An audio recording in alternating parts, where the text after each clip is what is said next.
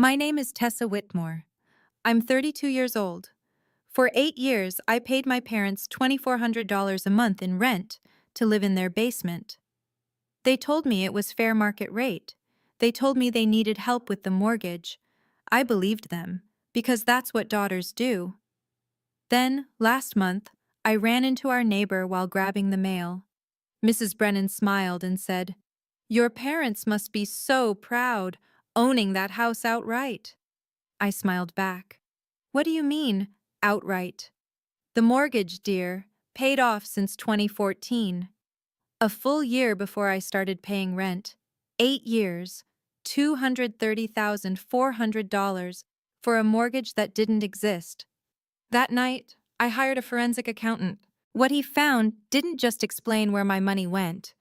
It revealed exactly who helped my parents hide it. I grew up in a beige colonial house in Bryn Mawr, a suburb of Philadelphia where lawns are manicured and secrets are kept behind closed doors. From the outside, the Whitmores looked like any other upper-middle-class family. My father, Richard, was a retired mechanical engineer who spoke in absolutes. My mother, Diane, was a homemaker who weaponized guilt like a surgical instrument. And then there was my sister, Meredith, 3 years older, blonde, confident, and the gravitational center of our family's universe. Meredith was the golden child. I was the other one. Meredith got a full scholarship, my father announced at dinner when I was 17, the night I'd shown him my own acceptance letter. 50% tuition covered. That's great, I said, looking at my untouched chicken. I got 50%, so 50%. He didn't look up from his plate. Meredith got 100. I found out years later that Meredith never had a scholarship. My parents paid her tuition in full. They just told me she'd earned it, so I'd know my place. That was the Whitmore hierarchy. Meredith was the investment. I was the afterthought. My mother's approach was softer but no less devastating. "You're so sensitive, Tessa," she'd say whenever I cried. "You need to toughen up. The world isn't going to coddle you like we do." Coddle. As if providing basic shelter and food was an act of extraordinary generosity. By the time I left for college, I'd internalized a simple belief. I owed them. For existing. For being less than Meredith. For being the daughter who required more effort to love. I didn't know then that belief would cost me almost $250,000. May 2015, I graduated with a degree in accounting and $42,000 in student loans.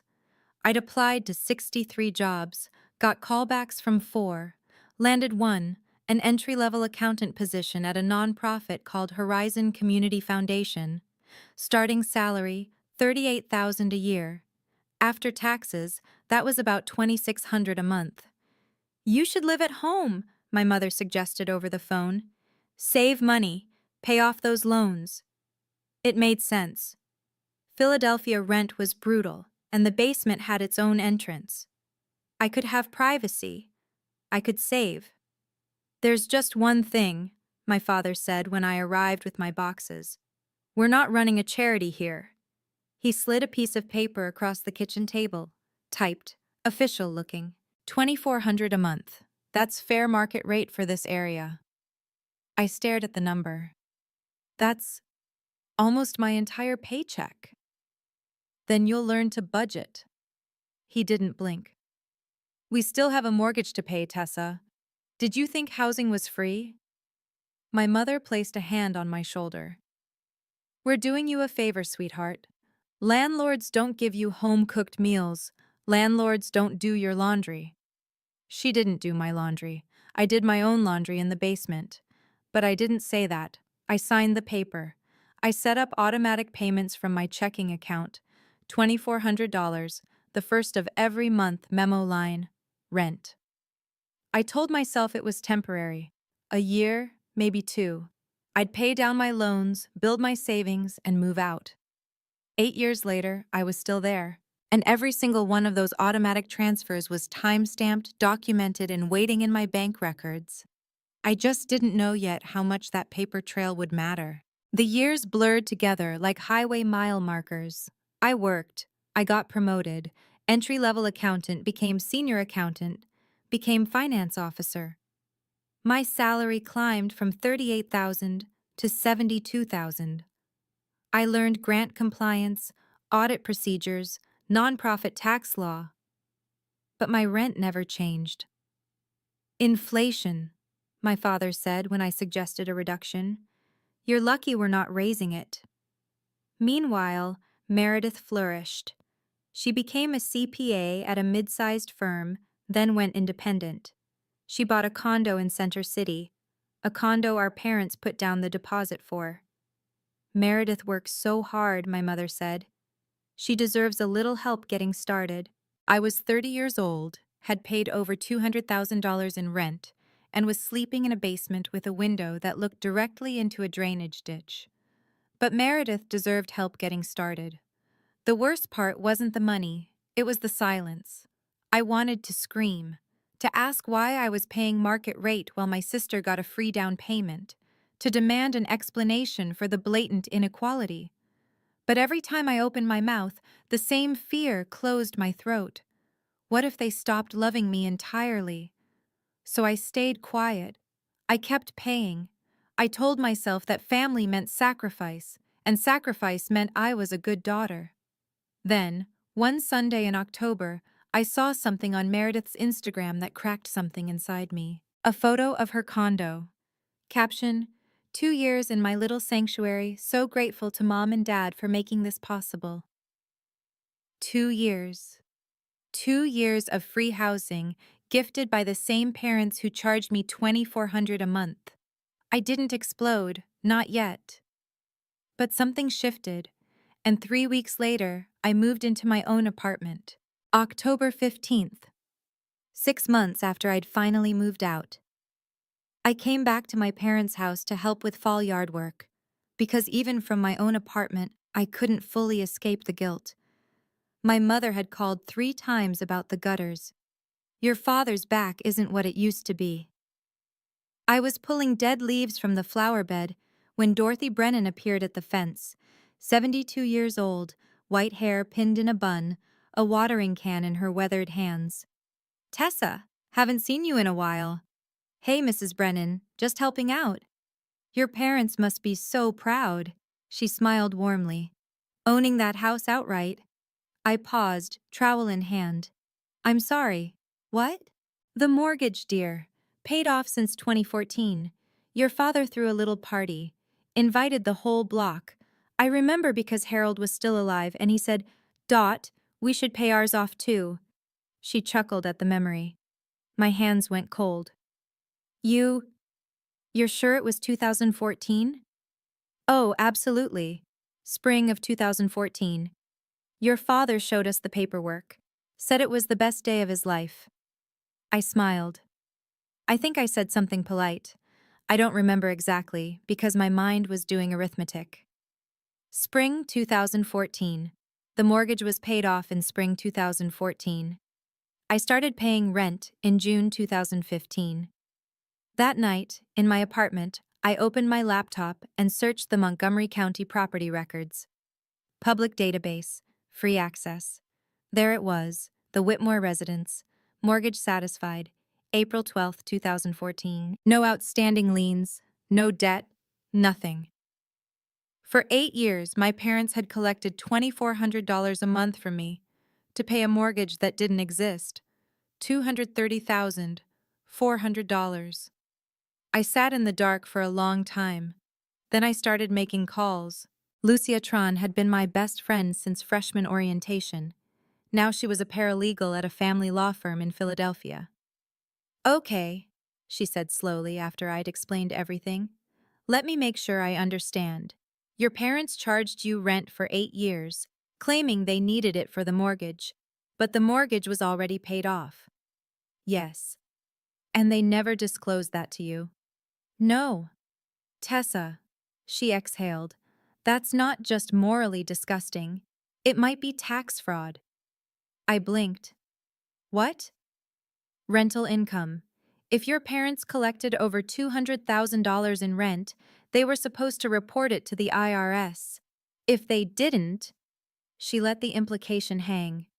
But it's family. Does that matter? A transaction is a transaction. The IRS doesn't care if you're renting to your daughter or a stranger. She gave me a name. Marcus Webb, forensic accountant, specializes in family financial disputes. 3 days later, I sat in Marcus's office in King of Prussia. He was a black man in his 50s with reading glasses and a voice like gravel wrapped in velvet. I handed him a folder. 8 years of bank statements. Every transfer is documented. Memo says rent. He flipped through the pages, pausing occasionally to make notes. And the property records, he asked. Downloaded from the county website. Mortgage satisfied in 2014. He looked up at me. Who prepares your parents' tax returns? The question hit me like a slap. My sister, I said quietly. Meredith, she's a CPA. She's been doing their taxes for years. Marcus removed his glasses and rubbed the bridge of his nose. Miss Whitmore, if your parents didn't report this income and your sister prepared those returns, he paused, you may have more leverage than you realize. The invitation arrived 3 days after my meeting with Marcus. Cream-colored cardstock, gold-embossed lettering. You are cordially invited to celebrate the engagement of Meredith Ann Whitmore and Bradley Harrison Ashford III, Briarwood Country Club, Saturday, November 18th, 6:00 p.m., Bradley Ashford. Old money. His father, Bradley Sr., was an estate attorney who'd built a practice representing Philadelphia's wealthiest families. The Ashfords were the kind of people who had their wedding announcements in the society pages, and Meredith was marrying into them. My phone rang. Mother. Tessa, you got the invitation? Just opened it. You're coming, of course. The Ashfords will be there, all of them. We need to present a united family front. The irony wasn't lost on me. I'll be there. Good. And there's one more thing, she paused. Your father and I want you to say a few words about Meredith, about how she's been such a wonderful role model for you. My grip tightened on the phone. You want me to give a speech? Just a short one, something heartfelt, about sisterhood. I closed my eyes. Did you ask me or tell me? Tessa, don't be difficult. It's one speech. The Ashfords will be watching. We can't have... Fine, I said. I'll prepare something. Thank you, sweetheart. I knew you'd understand. After she hung up, I sat very still. They wanted me to stand on a stage, in front of 120 people, and publicly praise the sister who had helped hide a $250,000 fraud. They had no idea what they were setting up. I called Lucia. The engagement party is in 3 weeks, I said. I need you to be there. As what? A witness. November 13th, 5 days before the party. Marcus called at 4:47 p.m. The report is ready.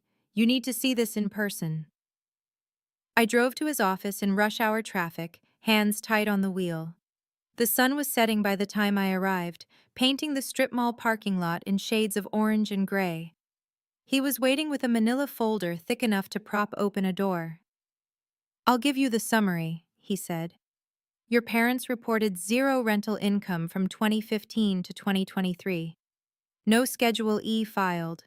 No mention of the property being used for rental purposes. Even though I was paying them every month. Even though you were paying them $2,400 every month, with documented bank transfers, to a property they owned outright. He slid a page toward me. Now, here's the interesting part. Every one of those tax returns was signed by the same preparer. I looked at the signature line. Meredith A. Whitmore, CPA. License NAMSHA PA 87542. She knew, I whispered. She didn't just know, she facilitated it. A CPA who signs a return certifies they've reviewed the information and it's accurate to the best of their knowledge. Marcus leaned back. If this goes to the IRS, your sister's license is at risk. I stared at her signature, the confident loops and slashes, the same handwriting I'd seen on birthday cards that always felt perfunctory. What are my options? You can file a Form 211, IRS whistleblower. If they collect, you'd be entitled to a percentage. He paused. Or you can use this information however you see fit. It's yours. Everything here came from your own bank records and public documents. I took the folder. The party is in 5 days, I said, and I just got invited to give a speech. November 15th, 3 days out. My father called, which was unusual. He preferred to delegate emotional labor to my mother. Tessa, your mother tells me you're speaking at the party. That's right. Good. A long pause. I'll be saying a few words as well. About the family. About contributions. Something in his tone made the hair on my neck stand up. What kind of contributions? Just acknowledging everyone who helped make this night possible, including you. Another pause. We're very grateful for your support over the years. He hung up without saying goodbye. I understood immediately. They were going to publicly frame me as someone who'd been helped by the family, someone who owed them, not the other way around. In front of the Ashfords, in front of everyone, they'd paint me as the dependent daughter who should be grateful. It was a setup, a public pressure campaign. 2 hours later, Meredith called. Hey! Her voice was strange, tighter than usual. I just wanted to check in. About the party. What about it? Just, Mom and Dad can be a little intense. If they say anything weird, just roll with it, okay? They mean well. I almost laughed. Do they? Tessa. A sharp exhale. Look, I know things haven't always been fair, but it's my engagement. Can we just get through this without drama? I'm not planning any drama, Meredith. Good, that's good. She paused. I'll see you Saturday. After she hung up, I texted Lucia. Something's off. Meredith called to preemptively manage me. She sounds scared. Lucia replied. Scared of what? I stared at the screen. I don't know yet, but I'm going to find out. Whatever trap they were setting, I needed to be ready. Friday night, the evening before the party. I sat cross-legged on my apartment floor, Marcus's report spread around me like a crime scene. Yellow sticky notes marked the key pages. The property record showing mortgage satisfaction, the 8 years of bank statements, the unsigned copy of my parents' 2019 tax return with 0 rental income declared. Lucia had helped me game out scenarios. Scenario A, minor humiliation. Dad makes a vague comment about family support. I smile, deflect, leave early. No confrontation. Scenario B, moderate humiliation. They explicitly frame me as someone who received help from the family. I correct the record calmly, provide the real numbers, maintain composure. Scenario C, full public attack. They try to shame me in front of everyone. For Scenario C, I'd written 3 paragraphs, memorized them, each one precise, factual, devastating. I wasn't bringing the forensic report, too aggressive. But I had my phone with screenshots of the property records and bank statements. I had Marcus's number on speed dial. And I had something else. The truth. My phone buzzed. Lucia. Still in? Still in. Table 7. Back of the room. You sure about this? I looked around my apartment. Small, quiet, mine. No basement windows looking into drainage ditches. No rent payments disappearing into my parents' account. I've never been more sure of anything. Okay, I'll be there. What if nothing happens? I thought about it for a long moment. Then nothing happens. I give a polite speech, I leave, I move on with my life. And if something does happen, I typed slowly. Then I stop being the daughter who stays silent. I didn't sleep well that night. But when I woke up, I was ready. Whatever they threw at me, I wasn't going to flinch. Briarwood Country Club was everything you'd expect. Vaulted ceilings, crystal chandeliers, staff in crisp white shirts. The engagement party was held in the grand terrace room, where floor-to-ceiling windows overlooked a manicured golf course turning amber in the November dusk. I wore a navy dress I'd bought specifically for this occasion. Simple, elegant, forgettable. Nothing that would attract attention before I was ready. 120 guests. I counted them as I walked in. The Ashfords dominated the front tables. Bradley Sr. was a broad-shouldered man with silver hair and the confident posture of someone who'd never lost an argument. His wife, Catherine, wore pearls and a practiced smile. Bradley Jr., Bradley III, technically, stood beside Meredith, handsome in an unremarkable way, seemingly unaware that his fiancée was radiating tension. My parents intercepted me near the entrance. "Tessa." My mother's smile was too wide. "You look nice. Come, meet the Ashfords properly." "In a minute." I spotted Karen Ostrowski at one of the middle tables and felt my stomach tighten. My boss. Here. Why was my boss here? Then I remembered. Ashford Foundation. Major donors to Horizon Community Foundation, of course. Karen waved. I waved back, trying not to look like someone carrying a bomb. "Table 7, my mother said, gesturing vaguely toward the back. "Near the service entrance." Not at the family table, not with the Ashfords. Back by the kitchen, where they put guests they needed present but didn't want prominent. I nodded. "Got it." In the back corner, Lucia was already seated, nursing a glass of wine. She raised it slightly when she saw me. "Ready?" her eyes asked. I took my seat, smoothed my dress, and waited. The night was just beginning. Dinner was an elaborate affair. Filet mignon, roasted vegetables, a wine selection that probably cost more than my monthly utilities. I ate mechanically, watching the front of the room.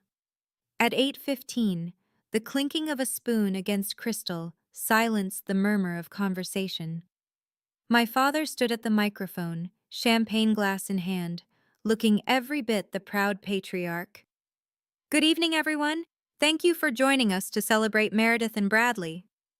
Polite applause, camera phones raised. "Diane and I have been blessed with two wonderful daughters."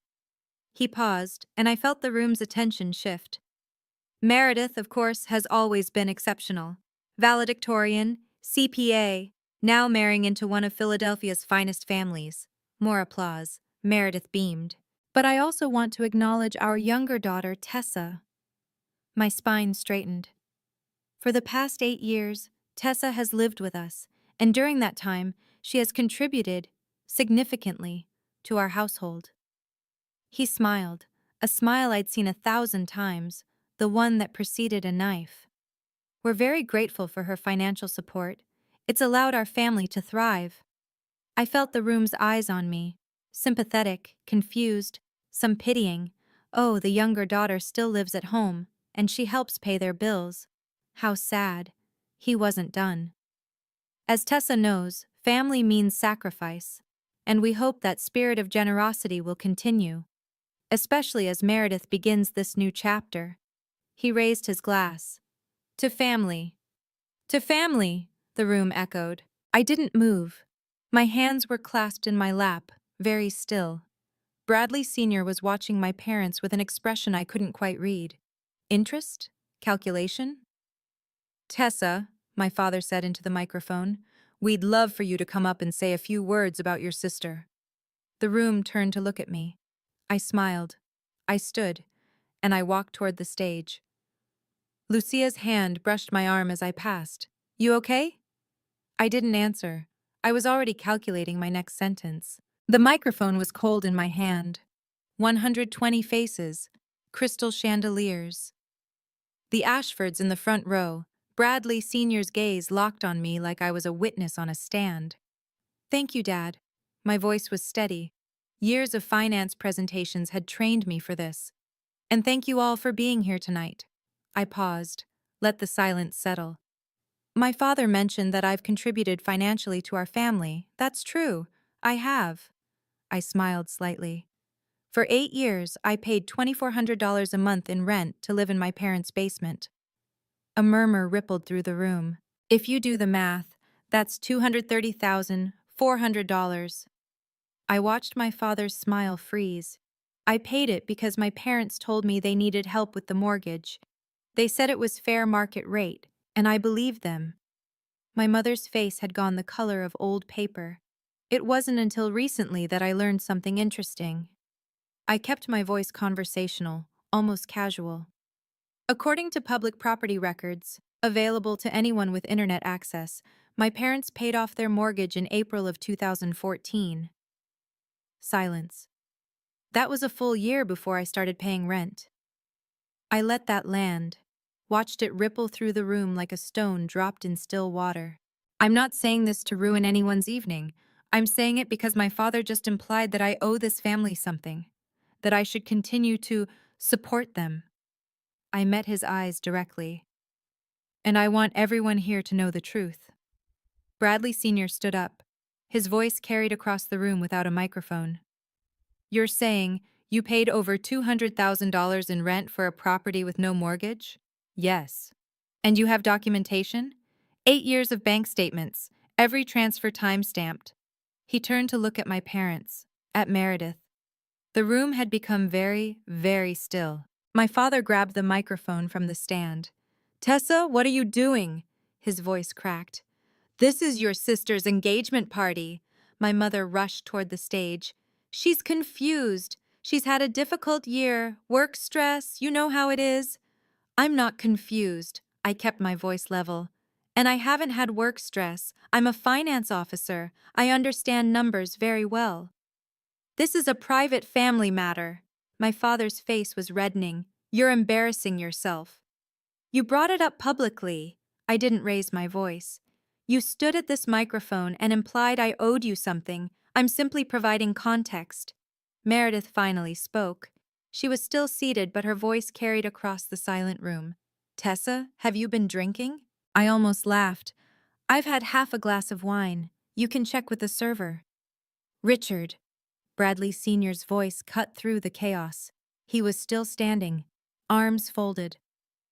If what your daughter is saying is true, if you collected rental payments on a paid-off property, that's not a private family matter.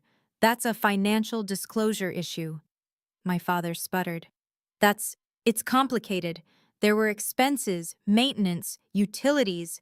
$230,000 in maintenance? Bradley Sr.'s eyebrows rose. This is insane. My mother turned to the crowd. She's always been jealous of Meredith. Always. This is just…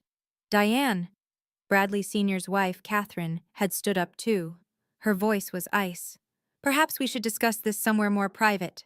I stepped back from the microphone. I'm done, I said. I just wanted the truth to be heard.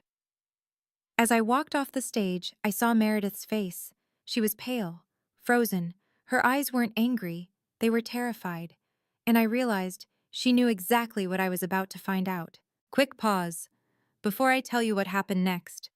If you've ever stood in a room full of people who should love you, but instead watched them twist the truth to make you the villain, you know exactly how my chest felt in that moment. If that's you, drop a comment. You're not alone. And if you want to see what happened when Meredith cornered me on the balcony, and who else was listening, keep watching. Now here's what happened next. I didn't run. I walked. Through the tables, past the whispers, toward the French doors leading to the balcony. Lucia intercepted me near the exit. You okay? I need air. Go. I'll watch from here. The November night was cold. The golf course stretched out below, a dark expanse punctuated by landscape lights. I gripped the stone railing and breathed. I'd done it, said the words I'd swallowed for 8 years, and the sky hadn't fallen. My phone buzzed. Marcus Webb, I answered. Miss Whitmore. I just received confirmation from a source at the state licensing board. His voice was clinical, precise. Your sister didn't just sign those returns. She was the one who set up the account structure, the one that made sure the rental income never appeared on any documents. I closed my eyes.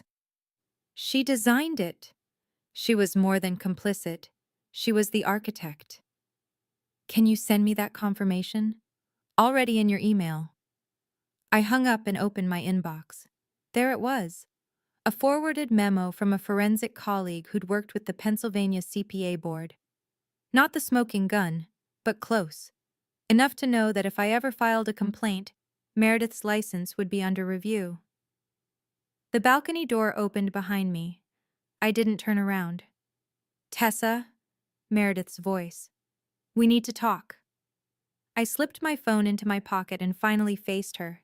She was standing in the doorway, backlit by the glow of the party. Her makeup was perfect. Her eyes were not. Okay, I said. Let's talk. She stepped onto the balcony and let the door close behind her. We were alone. For now. Meredith crossed her arms. The wind caught her hair, but she didn't seem to notice. What the hell was that in there? The truth. The truth? She laughed, but there was no humor in it. You just humiliated our entire family in front of Bradley's parents, in front of everyone. Dad humiliated me first. I just corrected the record. Corrected the... She stopped, took a breath. When she spoke again, her voice was lower, almost pleading. Tessa, do you have any idea what you've done? I know exactly what I've done. This could affect my career, my license. I tilted my head. Why would the truth about Mom and Dad's rental income affect your CPA license? The color drained from her face. You know, I said quietly. You know because you designed it, you set up the accounts, you signed every return that pretended I didn't exist. That's not... I didn't... The state licensing board has questions, Meredith. Not because of me, because someone somewhere noticed an irregularity. But if this goes further... I let the implication hang. You can't do this. Her voice broke. I'm getting married. Bradley's family, they'll walk away if there's any scandal. Do you understand what you're destroying? Do you understand what you helped take from me? $230,000, 8 years of my life. I thought you knew, she hissed. I thought you were in on it, that you agreed to help Mom and Dad. I stared at her. I was paying rent, Meredith, in a house with no mortgage. Does that sound like someone who agreed? She had no answer. The balcony door opened again, and there stood our parents. Behind them, Karen Ostrowski. My father stepped onto the balcony first, his face a mask of controlled fury. Tessa, we need to talk. Privately. He glanced at the door where Karen lingered. Family business. It stopped being private when you made it a toast, I said. Let's not make this worse than it needs to be. My mother's voice was saccharine. We can work this out, like a family. How do you propose we do that?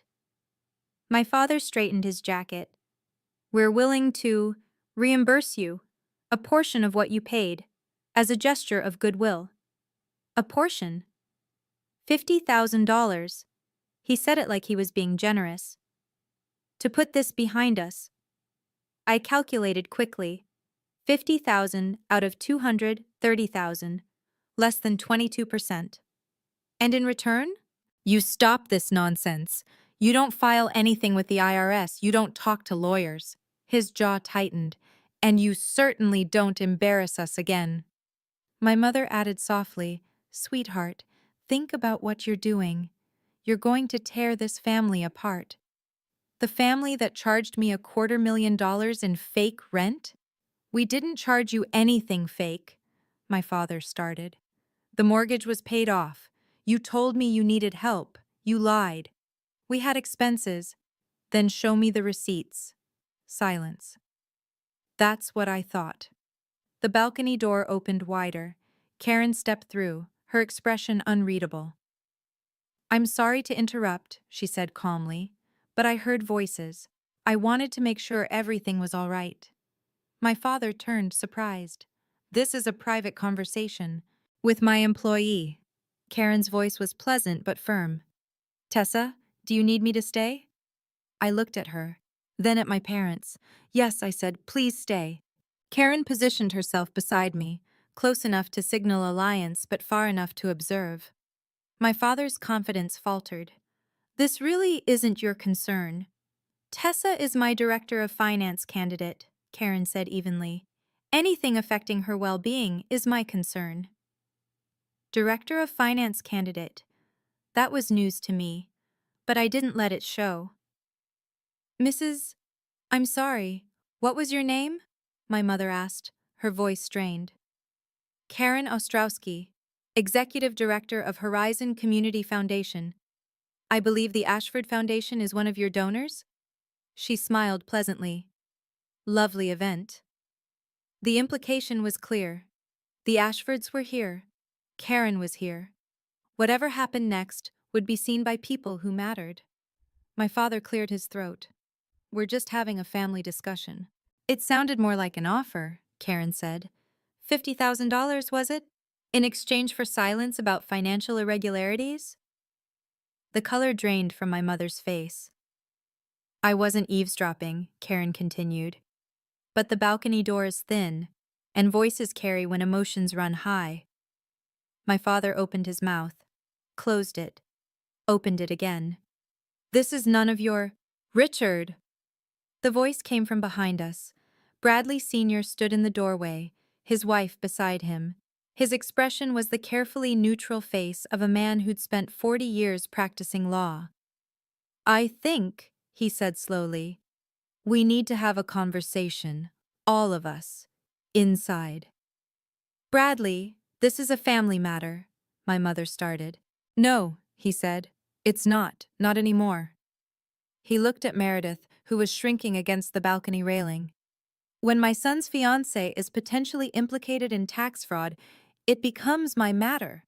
Meredith made a sound like she'd been struck. The party was unraveling, and I hadn't even played my final card. We reconvened in a small private room off the main hall, white tablecloths, untouched champagne flutes.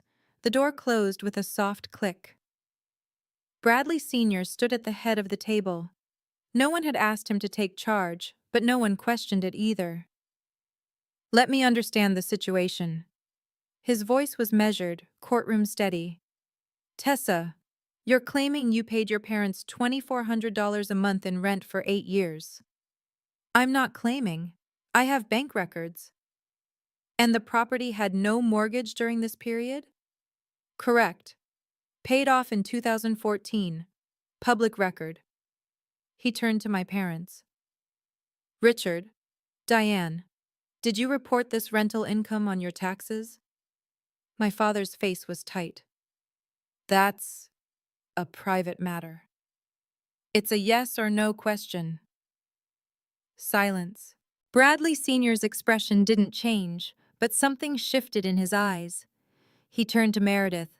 Meredith, you're a licensed CPA. You've prepared your parents' tax returns for the past several years, correct? Meredith nodded, unable to speak.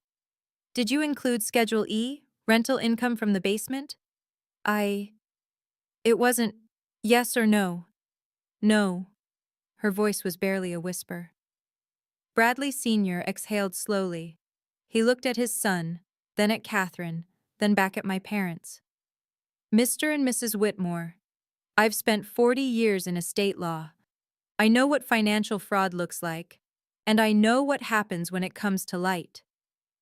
This is a family misunderstanding, my mother started. It's a federal matter. His voice cut through her protest like a scalpel. And I need to think very carefully about what kind of family my son is marrying into. He turned to Bradley Jr. We need to talk, privately. They stepped outside. Meredith looked like she might faint. The main ballroom had changed when I returned. The string quartet still played, but the conversations had fragmented. Clusters of guests whispered behind raised champagne glasses. Eyes tracked me as I walked to table 7. What happened? Lucia asked. Bradley Sr. is talking to his son, privately. About Meredith? About whether he wants his son to marry into a family with potential tax fraud. Lucia let out a low whistle. That's nuclear. They built the bomb. I just pressed the button. At the front of the room, my parents stood alone. No one approached them. The Ashfords' table was empty, and the social vacuum was impossible to ignore.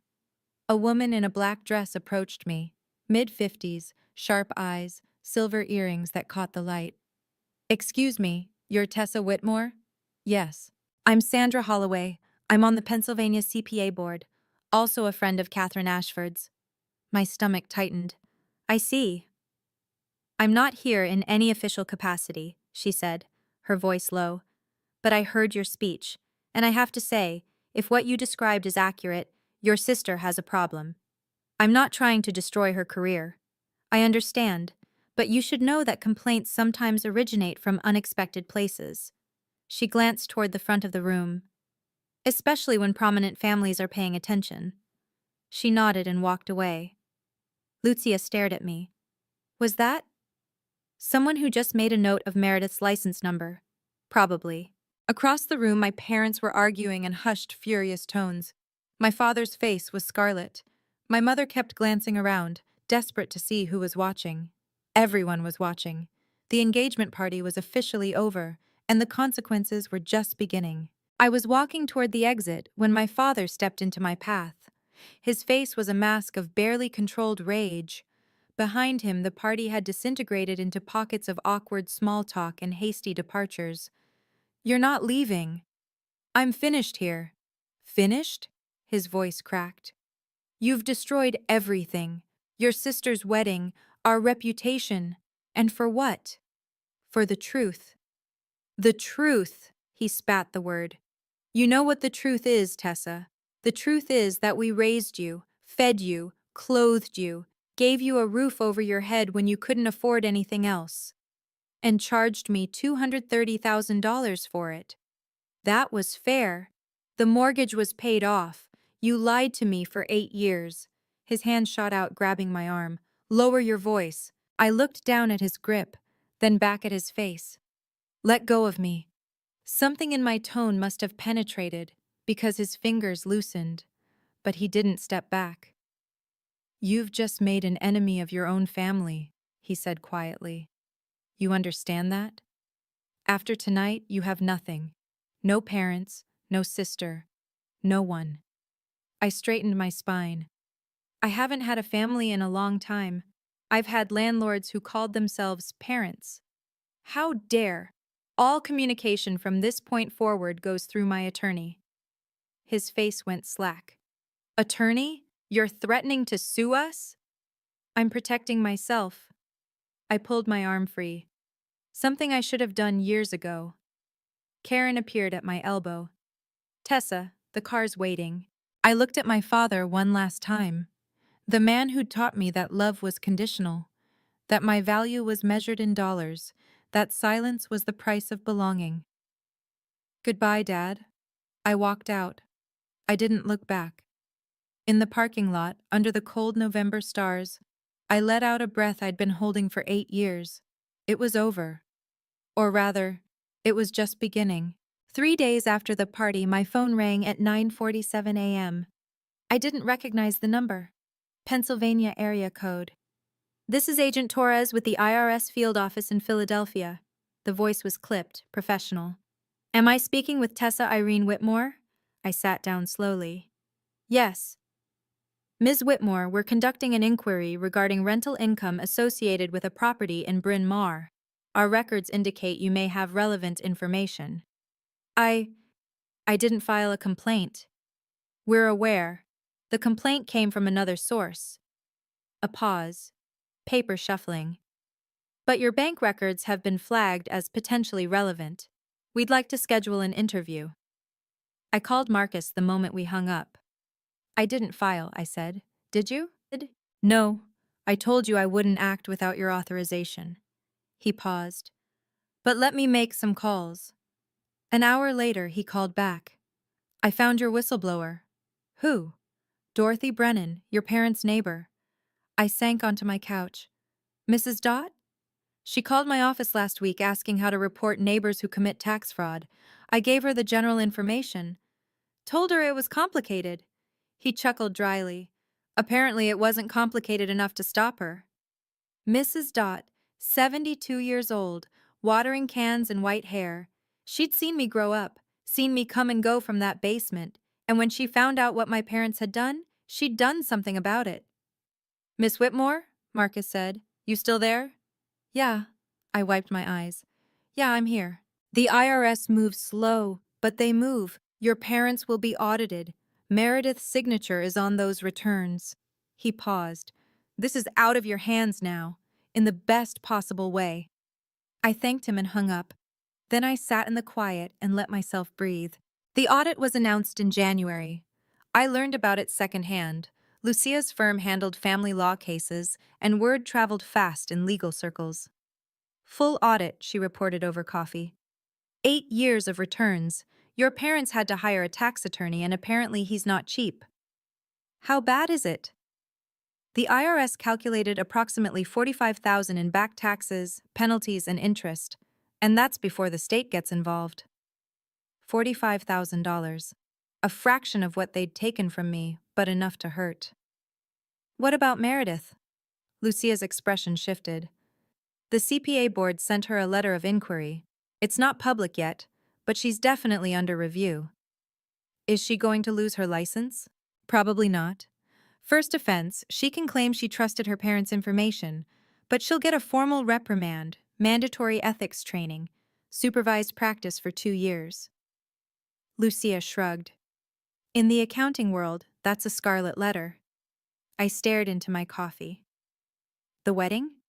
Postponed indefinitely. The Ashfords released a statement about private family matters requiring attention. She reached across the table and squeezed my hand. How do you feel? I thought about it. Really thought about it. I don't feel happy. No? But I don't feel sad either. I looked up. I feel lighter. Like something heavy has been lifted off my shoulders. Guilt? Maybe. Or maybe just the weight of pretending. I took a sip. I spent 8 years trying to be a good daughter, trying to earn something that was never for sale. And now? Now I'm just trying to be a good person, for myself. The audit would grind on. The consequences would ripple outward, but for the first time in years, none of it depended on me staying silent. The email arrived on a Tuesday evening. Subject line: Please.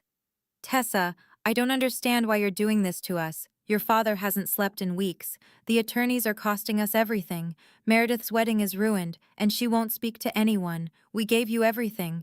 We raised you. We loved you. And this is how you repay us?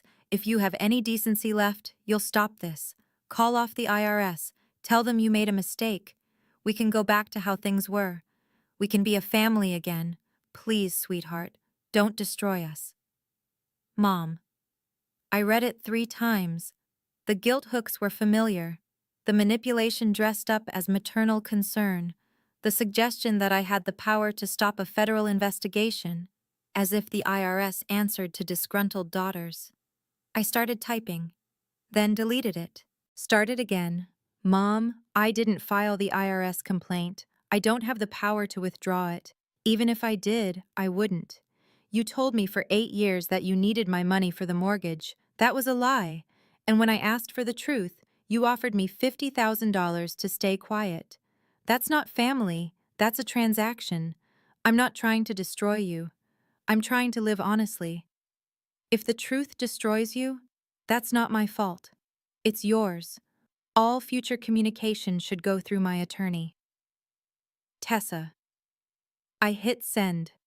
Then I blocked her email address.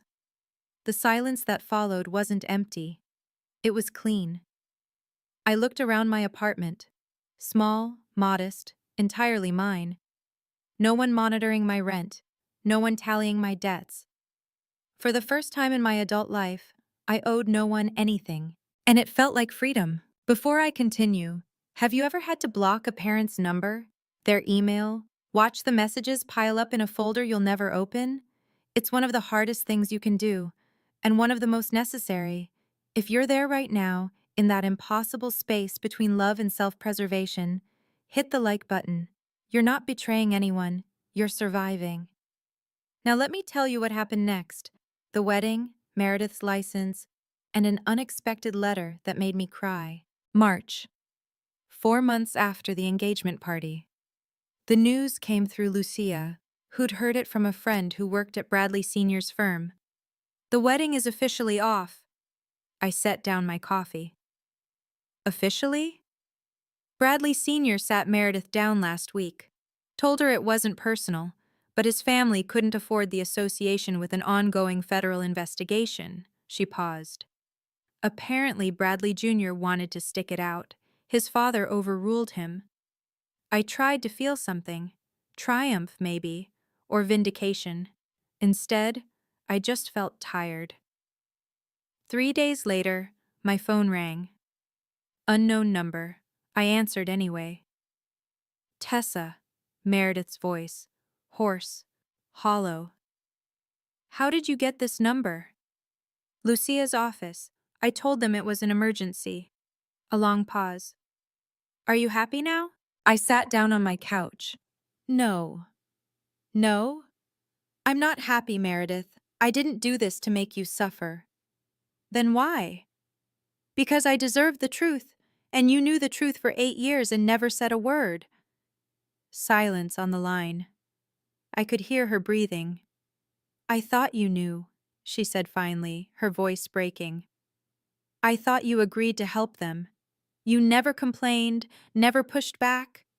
Because I trusted you. I trusted all of you. I closed my eyes.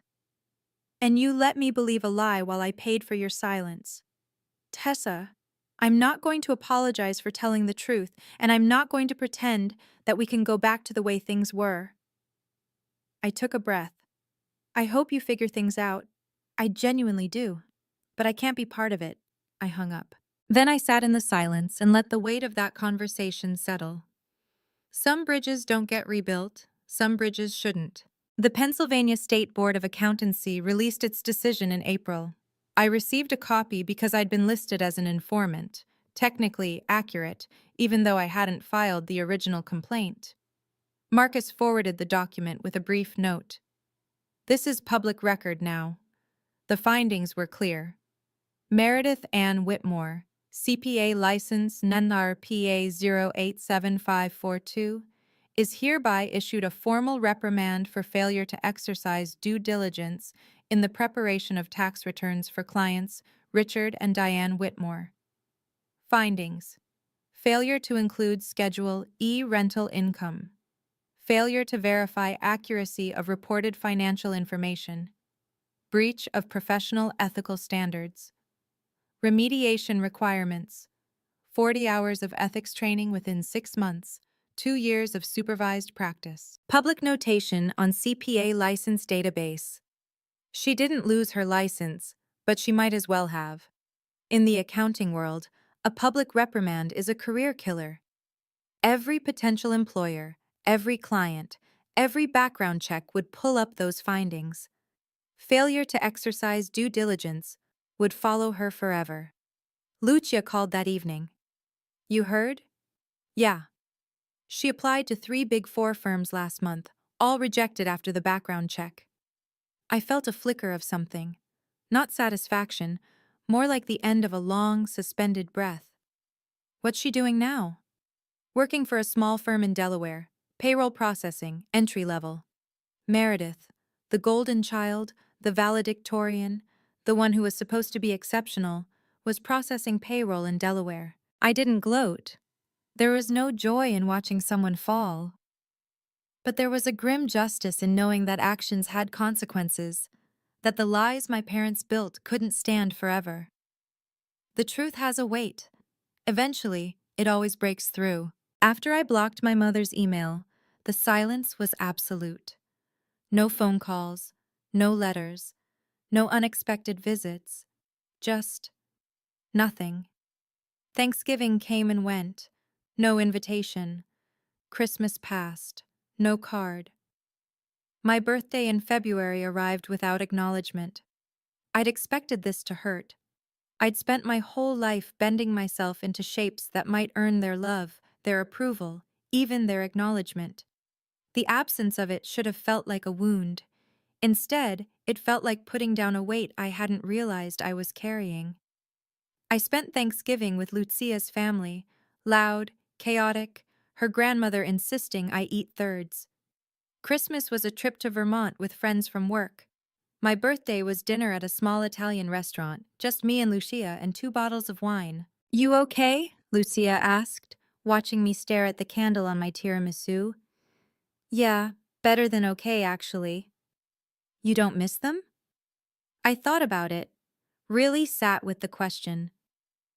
I miss who I thought they were, who I wanted them to be.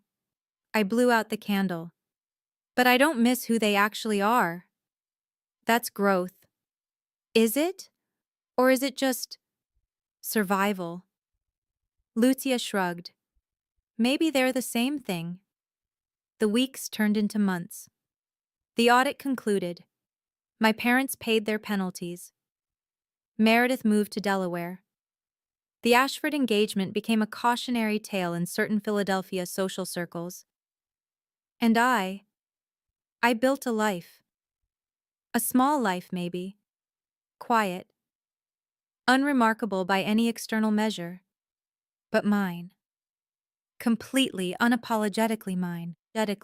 One evening in early March, I checked my email and found a message from an address I didn't recognize. From .brennan1952@aol.com. Subject: a note from your neighbor. I clicked it open. Dear Tessa, I hope this reaches you. Lucia helped me figure out how to send an email. Technology is not my friend, I'm afraid. I want you to know why I called the IRS. I've lived next door to your parents for 30 years. I watched you grow up. I saw you mowing their lawn at 14 while Meredith went to the pool. I saw you carrying groceries while she got her nails done. I saw you coming and going from that basement year after year, working yourself to the bone while they treated you like a tenant. When I learned what they did, taking your money for a mortgage that didn't exist, something in me broke. I'm 72 years old. I've seen a lot of unfairness in this world. But I've also learned that silence makes us complicit. And I couldn't stay silent about this. I didn't tell you beforehand because I didn't want you to feel responsible. This was my choice, my conscience. You're a good girl, Tessa. You always were. Too good for parents who couldn't see what they had. If you're ever in the neighborhood and want to stop by for tea, my door is open. I make a very good lemon cake. With love, Dot. I read the email 3 times. Then I cried. Not the way I'd cried when I found out about the mortgage. Those were tears of shock and betrayal. This was different. These were the tears of someone who'd been seen, someone who'd been quietly witnessed all along. I typed a reply. Thank you, Mrs. Brennan. I would love to come for tea. She responded within the hour. Wonderful. This Sunday? 2 o'clock? I said yes. Some families are born, others are found. Sometimes they find you first. Karen called me into her office on a Tuesday morning. I walked in expecting a routine check-in. Instead, she gestured to the chair across from her desk with an expression I couldn't quite read. Close the door. I did. The board met last week, she said. We've made a decision about the director of finance position. I kept my face neutral. I'd applied 3 months ago, but the process had been slow, complicated by budget concerns and organizational restructuring. Tessa, I've worked with a lot of talented people over the years, but very few have your combination of technical skill and personal integrity. I blinked. I'm sorry? The night at Briarwood. She leaned back. I watched you handle an impossible situation with grace. You could have screamed. You could have thrown things. Instead, you stated facts, maintained composure, and walked away with your dignity intact. I didn't feel very dignified at the time. That's what made it impressive. She slid a piece of paper across the desk, an offer letter. The job is yours, Director of Finance. Salary increase of 32%. Start date whenever you're ready. I looked at the numbers, then back at Karen. I don't know what to say. Say yes, and then go celebrate with your friends. She smiled, a rare, genuine expression. You've earned this, Tessa, not because of what happened with your family, but because of how you've handled yourself through all of it. I signed the letter. Walking out of her office, I felt something I hadn't felt in years. Pride. Not the desperate, performative pride of trying to earn approval, just quiet, solid pride in who I'd become. The girl who used to live in a basement was going to be a director. Some comebacks don't need an audience. 1 year later. I'm writing this from my apartment, the same small one I moved into when I left my parents' basement, though I've finally hung some pictures and bought a real couch. The window looks out on a quiet street lined with maple trees. In fall, the leaves turn gold and red and drift down like paper lanterns. It's not a penthouse. It's not impressive. But no one charges me for the privilege of living here. No one tracks my payments or uses my existence as leverage. It's mine. My parents and I don't speak. I don't know if they've moved out of the Bryn Mawr house, and I don't need to know. Every few months, a letter arrives from my mother's attorney, probing for some kind of reconciliation meeting. I forward them to my lawyer. She sends back polite declinations. That's my financial boundary. Nothing flows between us anymore. No money, no favors, no obligations. That's my contact boundary. Everything goes through attorneys. If there's ever a genuine emergency, Lucia will find me. Meredith sent one email, 3 months ago. Tessa, I'm not angry anymore. I think I understand now. I just wish things had been different. I'm not asking for forgiveness. I'm just saying that I'm sorry. Your sister, if you still want me to be, Meredith. I haven't replied. Not because I'm cruel, but because I don't know what to say yet. Maybe someday, maybe not. And that's okay. I have dinner with Mrs. Dot every Sunday. Lemon cake and tea and stories about the neighborhood I grew up in, seen through kinder eyes than my parents ever offered. I have a job I love, friends who've seen me at my worst and stayed anyway. I have peace. For 8 years, I believed that love meant endless sacrifice. That family meant accepting whatever was given, no matter how painful. That boundaries were selfishness disguised as strength. I was wrong. Boundaries aren't walls, they're windows. You choose when to open them. You choose who deserves the view. I'm not a scapegoat anymore. I'm not a basement tenant or a revenue stream or a cautionary tale. I'm just Tessa, and that's more than enough. If you made it this far, thank you, truly. This story isn't about revenge, it's about truth, about learning that the people who should love you the most don't always treat you the best, and about finding the courage to say, I deserve better. If you're still in your basement, literal or figurative, I hope this gives you hope. You're not asking too much. You're not being selfish. You're being human. Subscribe if this story meant something to you, and check the description for another story about a woman who discovered her fiancé had 3 hidden bank accounts. Until next time.